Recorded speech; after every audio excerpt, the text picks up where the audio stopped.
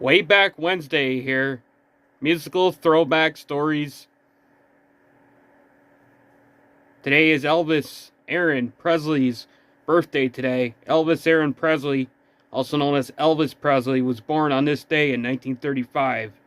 January 8, 1985, the great Mr. Presley, the king of rock and roll, was born on this day. In honor of Elvis, today we're going to be talking about the time I first started listening to Elvis. I don't know when I first started listening to Elvis. It probably was when I was a little kid listening to Blue Christmas.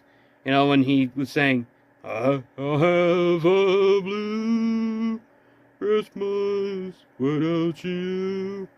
I'll be so blue just thinking about you. Okay, I'm not going to get into the whole entire song, but that's when I probably first started listening to Elvis. Was around the Christmas time. It was around Christmas time because he had this song Blue Christmas that was out, or well, he had it out for many years, but that's the first time I can probably remember listening to Elvis was around Christmas time, listening to Blue Christmas. Of course, I didn't know at the time, but years later I would discover that my grandfather, my mom's father, was a big fan of Elvis Presley.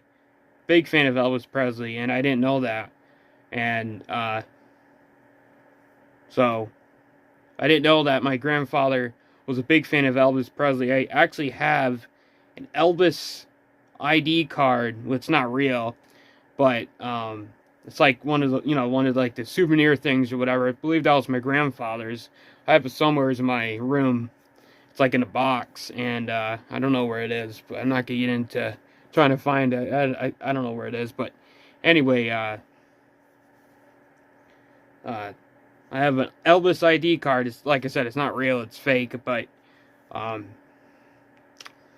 yeah, so I first started listening to Elvis probably was around Christmas time. I can probably remember listening to Blue Christmas, and then listening to more of Elvis's songs. One of my favorite recent songs I started listening to that I actually didn't know Ronnie Milsap, which is another one of my musical heroes, was actually playing piano on that song, Kentucky Rain.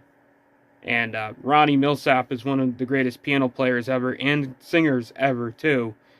He was playing piano on that song, but the king, Elvis Presley, king of rock and roll. So, anyway, this musical throwback story here for this Wayback Wednesday in honor of Elvis.